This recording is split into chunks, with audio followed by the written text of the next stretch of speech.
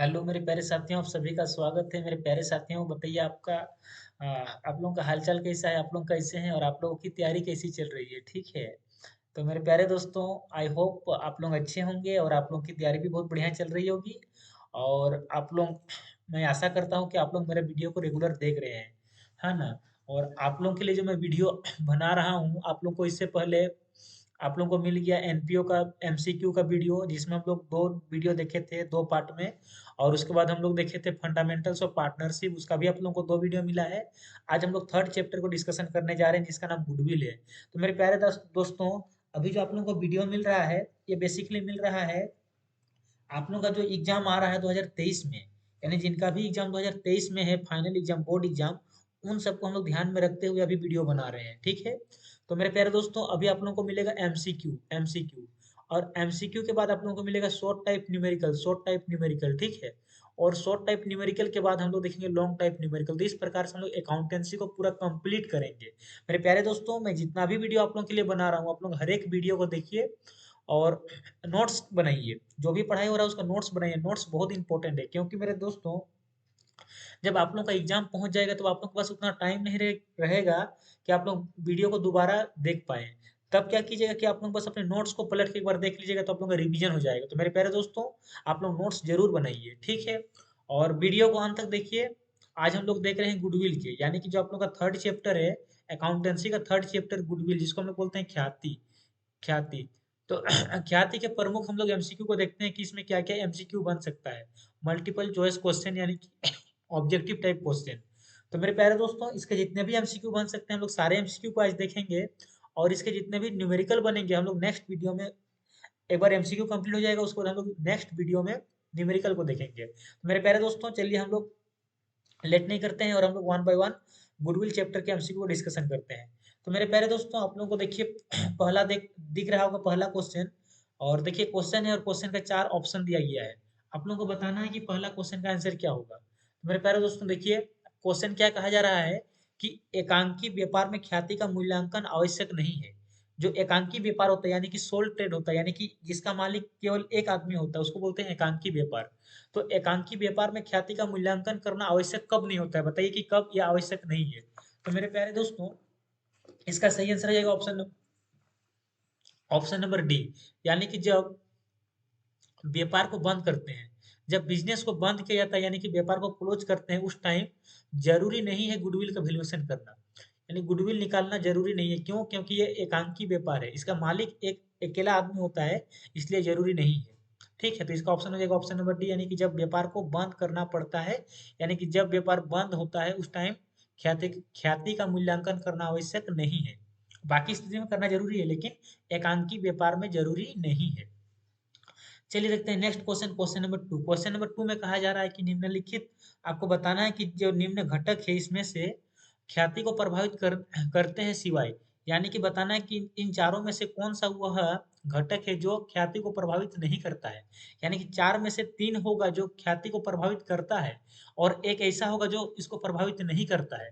तो मेरे प्यारे दोस्तों, बताइए कि कौन सा इसका सही आंसर होगा।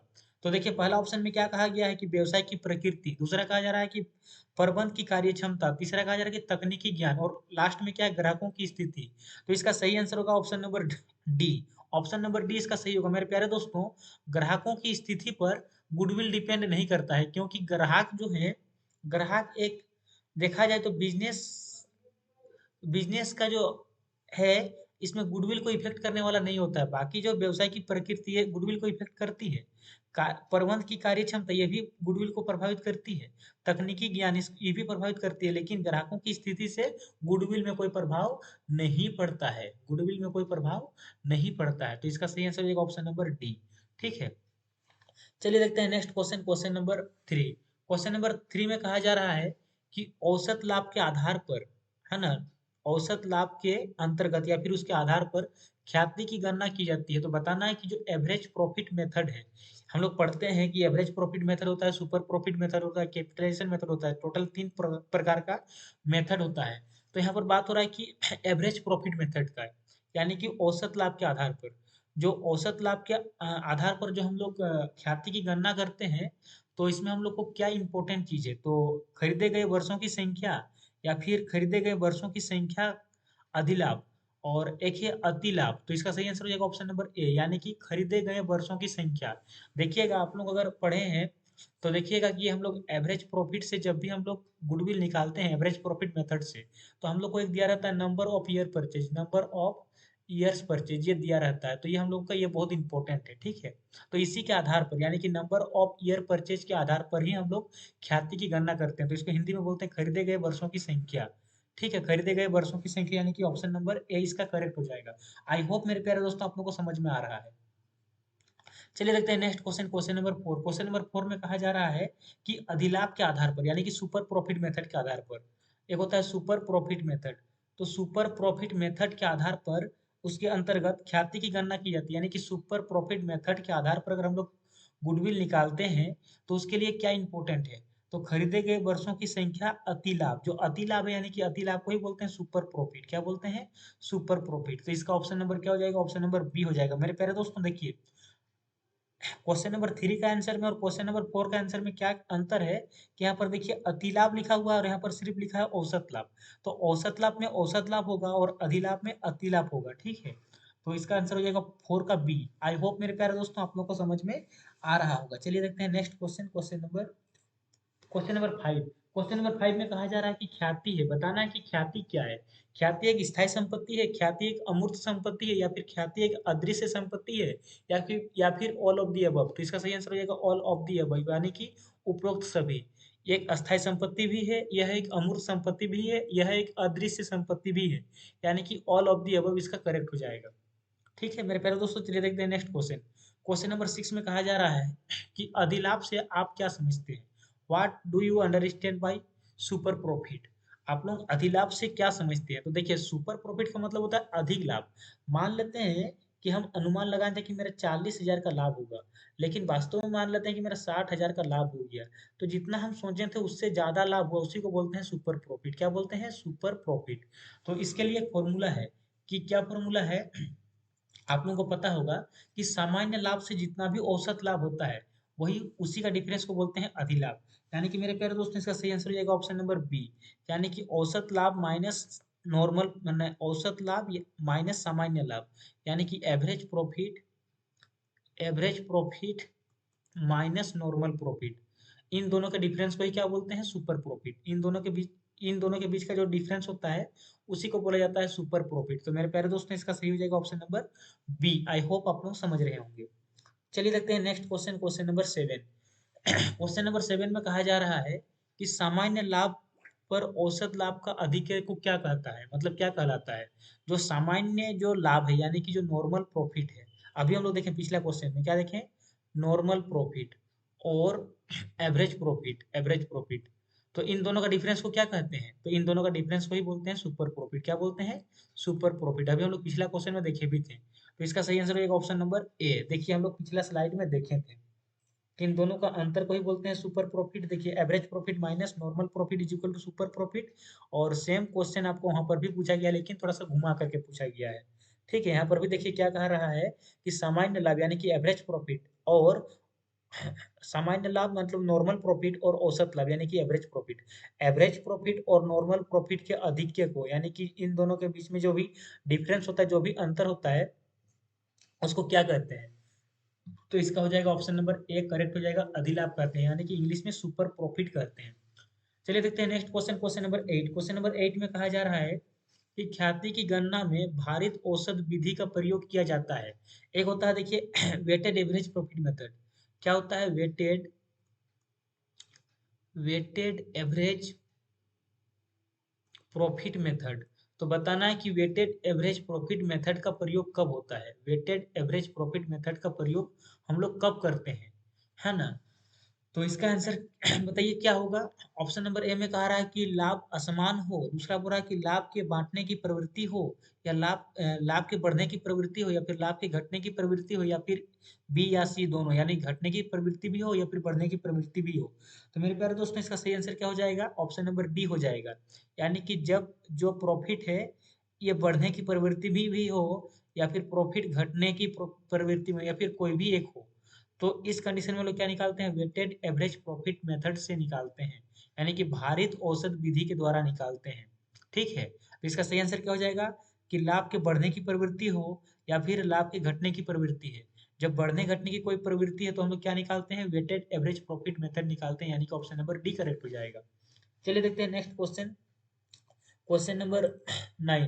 क्वेश्चन नंबर 9 में कहा जा रहा है, क्वेश्चन नंबर 9 में कहा जा रहा है कि व्यवसाय की प्रसिद्धि के मौद्रिक मूल्यांकन को क्या कहते हैं। बताना है कि जो व्यवसाय की प्रसिद्धि यानी कि जो उसका पॉपुलैरिटी है, व्यवसाय की प्रसिद्धि है, उसी के जो मौद्रिक मूल्य है उसी को क्या कहते हैं। तो मेरे प्यारे दोस्तों उसी को गुडविल कहते हैं, उसी को ख्याति कहते हैं। अगर कोई कितना पॉपुलर है, कोई कितना फेमस है, उसी चीज को हम लोग क्या कहते हैं, अकाउंटेंसी का भाषा में गुडविल कहते हैं। ठीक है, उसी को क्या कहा जाता है, गुडविल कहा जाता है। तो ऑप्शन नंबर ए इसका करेक्ट हो जाएगा। ठीक है मेरे प्यारे दोस्तों, चलिए देखते हैं next question, question number 10। Question number 10 में कहा जा रहा है कि पूंजीकरण विधि के द्वारा, एक होता है कैपिटलाइजेशन मेथड, तो पूंजीकरण विधि के अंतर्गत ख्याति की गणना की आती है।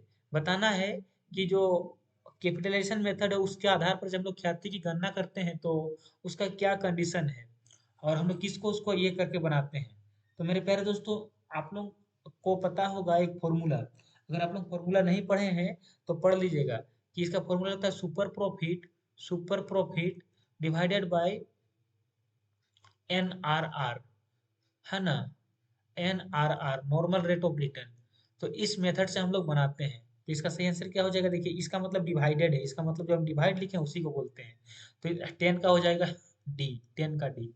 ठीक है, चलिए देखते हैं next question, question number 11। Question number 11 में कहा जा रहा है, क्वेश्चन नंबर 11 का आंसर दीजिए आप लोग। देखिए क्या कहा जा रहा है कि ख्याति इस संभावना के अतिरिक्त और कुछ नहीं है। एक परिभाषा है, देखिएगा एक परिभाषा है, ये किसने कहा है आप लोग को बताना है कि ये परिभाषा किसने कहा है। ख्याति इस संभावना के अतिरिक्त और कुछ नहीं है कि पुराने ग्राहक पुराने स्थल को ही चुनते हैं। जो पुराने ग्राहक होते हैं ये पुराने स्थान को ही चुनते हैं। और ख्याति की यह परिभाषा किसके द्वारा दी गई थी, आपको बताना है। जो ये परिभाषा है बहुत बहुत इंपॉर्टेंट है कि ख्याति इसकी संभावना के अतिरिक्त और कुछ नहीं है कि पुराने ग्राहक पुराने स्थान को ही चुनते हैं। आपको बताना है कि ये परिभाषा किसके द्वारा दी गई थी।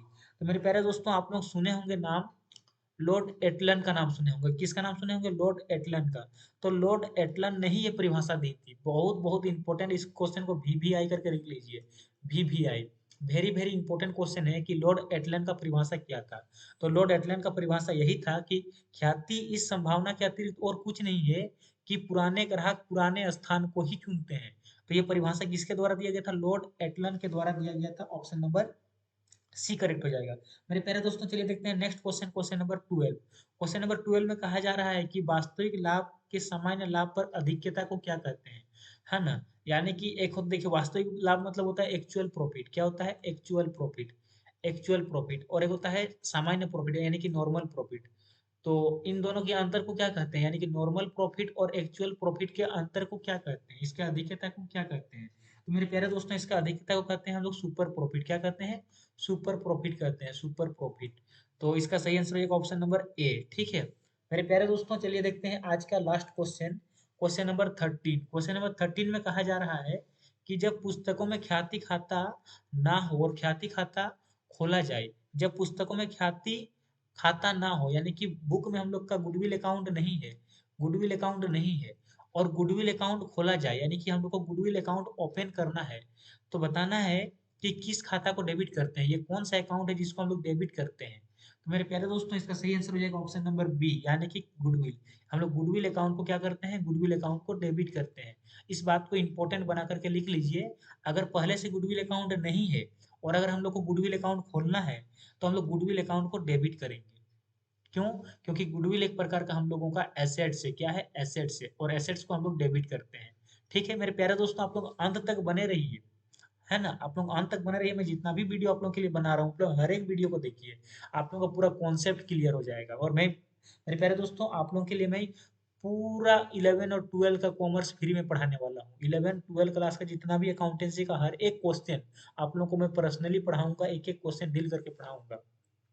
तो मेरे प्यारे दोस्तों आप लोगों को अगर अच्छा लगा वीडियो को तो लाइक करें, और अगर चैनल में नए हैं तो सब्सक्राइब करें, और इस वीडियो को मैक्सिमम शेयर करें, क्योंकि आप लोगों का पूरा कॉमर्स का जिम्मेवारी मैं उठा रहा हूँ, आप लोगों को पूरा का पूरा फ्री में पढ़ा दूंगा। ठीक है? अभी एग्ज़ाम इसलिए एमसीक्यू करा रहा हूँ, उसके बाद शॉर्ट टाइप न्यूमेरिकल कराऊँगा, उसके बाद लॉन्ग टाइम न्यूमेरिकल और उसके बाद आप लोगों को मैं पूरा कंटेंट ए टू जेड एक-एक क्वेश्चन को आप लोगों को यूट्यूब में फ्री में पढ़ा दूँगा। यानी कि आप लोगों को मेरी तरफ से फुल सपोर्ट मिलेगी। तो मेरे प्यारे दोस्तों आप लोग भी मुझे सपोर्ट कीजिए, इस वीडियो को मैक्सिमम वायरल कीजिए। मेरे प्यारे दोस्तों इस चैप्टर में हम लोग टोटल 13 क्वेश्चन देखे हैं। आप लोग अगर 13 क्वेश्चन को अच्छे से कर लिए तो गुडविल में इसके बाहर क्वेश्चन नहीं आएगा। अब बचती है कि इसमें न्यूमेरिकल क्वेश्चन की बारी। तो जो भी इसमें न्यूमेरिकल क्वेश्चन बनेंगे उसका मैं अलग से वीडियो लेके आऊँगा। आप लोग उस वीडियो को भी ज़रूर देखिएगा। आप लोग अगर चैनल को सब्सक्राइब नहीं किए तो सब्सक्राइब को ऑन कर दीजिए और जो ऑल है उसको नोटिफ़िकेशन को भी ऑन कर दीजिए ताकि मैं जब भी वीडियो अपलोड करूँ सबसे पहले आप लोगों को दिखे और आप लोगों को कोई भी क्वेश्चन छूटे ना। और डिस्क्रिप्शन में प्लेलिस्ट दिया हुआ है, प्लेलिस्ट में जाकर के आप लोग हर एक वीडियो देख सकते हैं। तो मेरे प्यारे दोस्तों मिलते हैं नेक्स्ट वीडियो में। आप लोग हँसते रहिए, मुस्कुराते रहिए, पढ़ते रहिए और आगे बढ़ते रहिए। मिलते हैं नेक्स्ट वीडियो में। Thank you.